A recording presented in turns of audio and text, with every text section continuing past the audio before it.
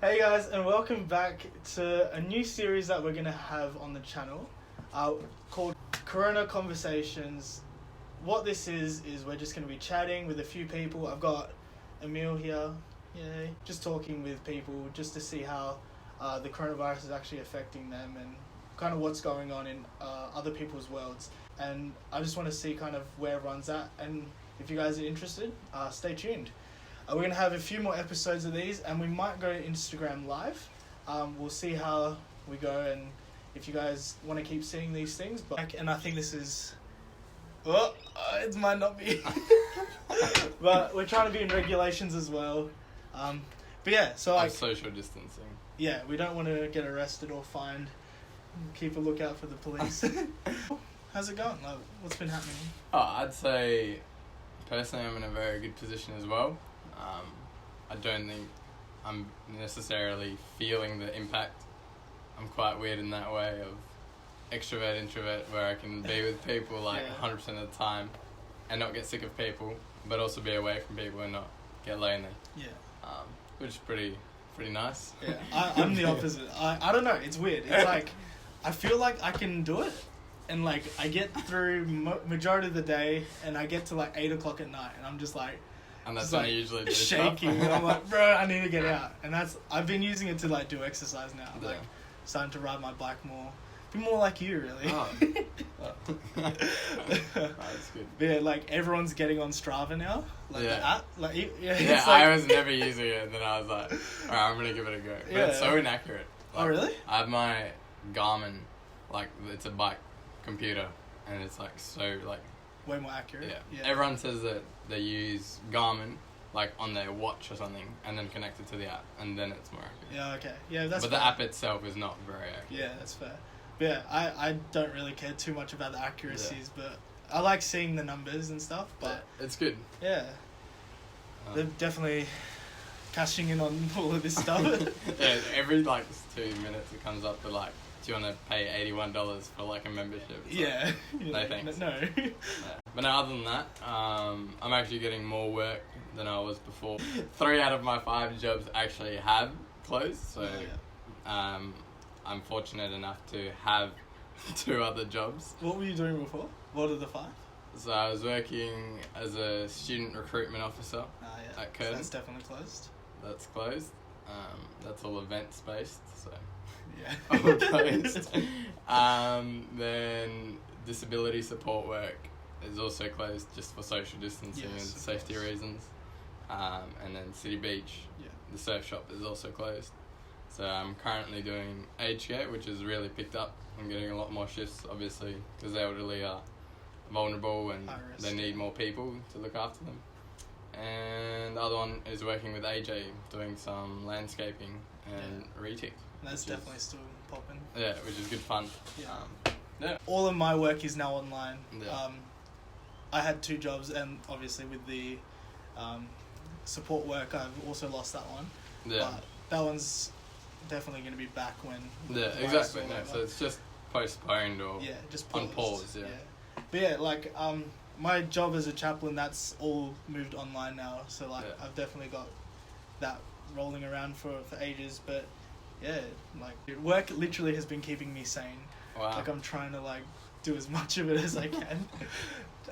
Trying to talk to as many people online and stuff, but my eyes, they just die. Looking at a screen for 8 hours a day, just I'd struggle so much. But I guess that's a good thing. The 3 weeks that I was resting / recovering from injury, I did no gym, and then getting back into it this last week was good fun. It's so much fun getting back into it. Yeah. And closer to where I was at starting today, actually. Yeah. I haven't been gymming much. My mom's been using the gym, actually. Oh. Yeah, a little home gym. I've just been doing heaps of cardio. So much, because I need to get out of the house. I feel that at 9 o'clock, 8 o'clock at night, I'm just itching to leave my bed or my bedroom or the house and just go for a walk or a run or a ride. True. I can't be inside doing exercise as well. No, I guess in that sense I'm very fortunate to have my dad that likes pretty much we do every sport together. Yeah, so you've always got someone to... Yeah, so even like tennis, when all other courts are closed, we can still have it because we're in the same household. Yeah, so and still ride together because we're in the same household. Yeah, so that's totally fun. Yeah, it's pretty awesome. And then he's been old man's been getting back into the gym. So, Nice. He's going to teach you a few tips and tricks. That's it. How have the restrictions affected you? Like, as you've said, you haven't really struggled much, but what's the biggest thing that you've kind of lost? University, going to university. Yeah. So having it online is quite a struggle. Yeah. Because you have to have all your own motivation, and one thing I've been doing a lot more is napping a lot. Yeah. And just completely wasting time. But it's not necessarily wasting time. I'm just staying up late and talking to people instead of going to sleep. Yeah. It'd be like that. And then sleeping the whole day. Like today, I think I woke up early, went for a cycle, and then went to work. But then as soon as I got home, I went straight to sleep, and then I woke up at like 2. Yeah, it's so weird. Like, I've been on such a weird schedule of sleep. Like, there'll be nights where I'll sleep at like 2 o'clock in the morning because like I haven't got the work done during the day because I've been doing something stupid like napping or going for a ride or something, and then I'll get back and be like, I have to finish this work. Yeah, exactly. And then go to sleep late, and then wake up tired, and then feeling like I need to sleep during the day. Yeah, there's like a vicious cycle, and you just like come into a nap cycle. Yeah. You just need a nap more. Yeah, it's so weird. Nah. Yeah, other than that, probably youth and church. Yeah. Is probably the other biggest thing besides uni. Having to do everything online's just not the same. It's quite hard to, as you can imagine, have the same interaction with people and kids online versus face to face. Yeah. All of my interactions and like the way I build relationship is like definitely based on like being around them physically. For sure. And like especially with my Connect boys at youth, like I struggle so much over the phone and doing stuff like that. And it's like made youth way harder, Connect leading way harder, and all that stuff. And it's just talking over a stream. It's so different. Yeah. No, I mean, I'm sure I'm speaking for myself, but you might relate that as a major social person or extrovert, you could say being and talking to people, being with people is so easy, but then over the phone or like online, it's almost hard, like semi-awkward. Yeah, and it's like, definitely. Yeah, it's like I have to do that with work now, and like some of my students have hung up on me, and it's like, what can you do there? What are you grateful for in this What am time? I grateful for? There, like, obviously job security is like such a big thing. Like, I'm one of the lucky people that, like, I've barely been affected. The only thing that's different is I work from home and I have to call more students a day, and like that's such a small change compared to like people losing jobs and stuff. And I still get paid, which is awesome, and like it's almost made my job easier that I don't have to get up early to go to work and stuff like that. And it's in the comfort of my own home, so I'm grateful for that. Big gratefuls are that, you know, we've got this technology that we can just call people up and all that. And I'm also glad that we're not in lockdown yet, so I can go outside and like relieve my endorphins. You know, I don't know what you call it. Release endorphins. I get so triggered when I'm at home. It's funny how like parents tell little children to like go to their room, and then when they're like teenagers, like get out of your room. Yeah. And then it's like when people have been working full time for ages, they're like, I just want to stay home and not go to work. And then now everyone's like, I just want to go back to work. It's so weird. So it's like funny. you don't realize what you have until it's kind of gone or taken away from you. But like, one of the biggest things that I am actually super grateful for is when I live at home, Mum, Dad, they always got groceries in the fridge, and I've been cooking a lot myself now. And like 9 times out of 10, I reckon I would have eaten out at work. So during lunches, I would have gone next door. We've got an awesome Portuguese bakery there. It's so good. They do the best chicken. Yeah. And I'd go there quite often, spend easily $10-15 a day over like the whole year. Whereas now, like I'm saving so much money. The next question I was going to ask you is, what are some positives of this situation? And you're not only exercising more, you're eating healthier, and you're saving money. It's such a big win, and it's. Oh wow! I don't want to be that guy to be like, oh, it's worth it, but like I'm happy with the position I'm in now. Yeah, what about yourself? What are you grateful for? Well, I have my grandparents over from South Africa, which I hadn't seen for 4 years, so having them over and having them trapped at our house is nice. They were only meant to be here for 3 weeks, and sadly for them, they're stuck here for maybe 6 months. So hopefully they're okay with that. What are some things that you're hoping for to get out of the situation, or hoping for once it's over, or looking forward to once it's over? Yeah. If it ever gets. Yeah. No, I'm just kidding. I'm sure it'll be over. No, like I definitely learned a lot.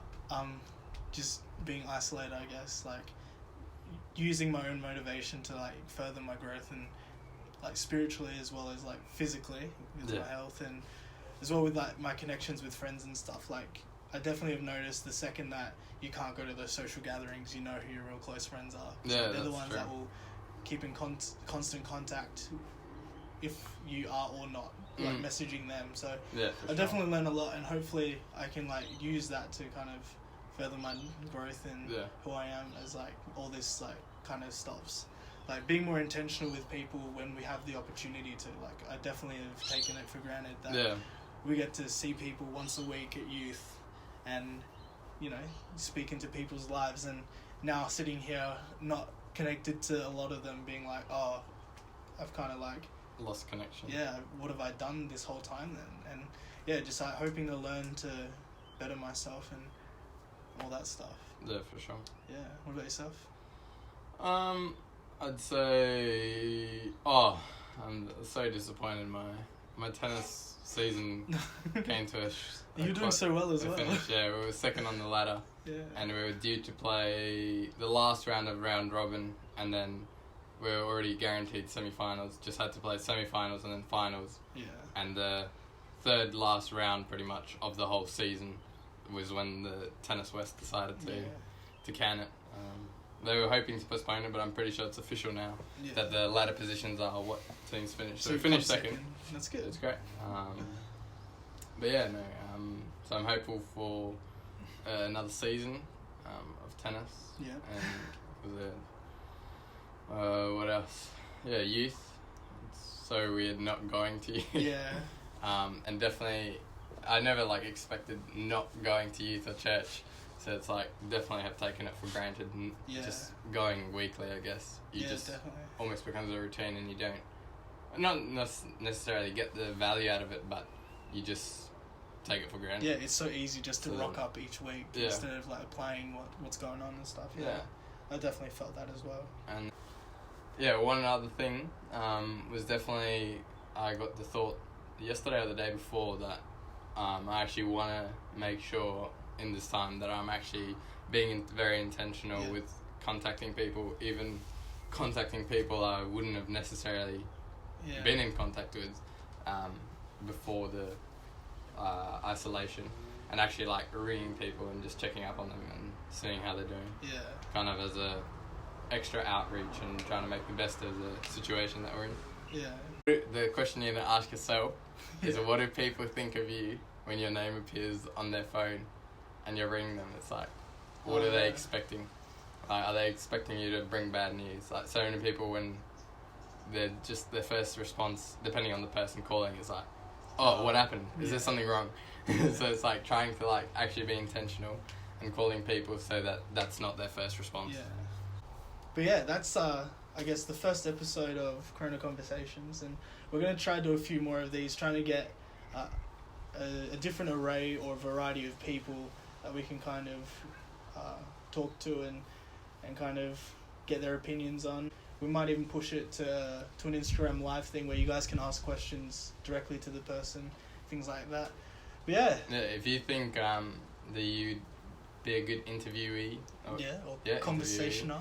Converser. Hit us up as well in the comments or message us, and we're not gonna be biased to who we pick, but we just actually want to like a wide variety of different people. Yeah, we want to see what's happening. We'll try get as many people as we can. Yeah. But yeah, hope you guys have enjoyed. Leave a like and comment.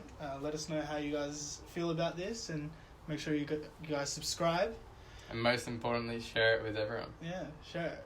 We're trying to spread as much positivity and I guess as much news as possible around this kind of event. So yeah, cool.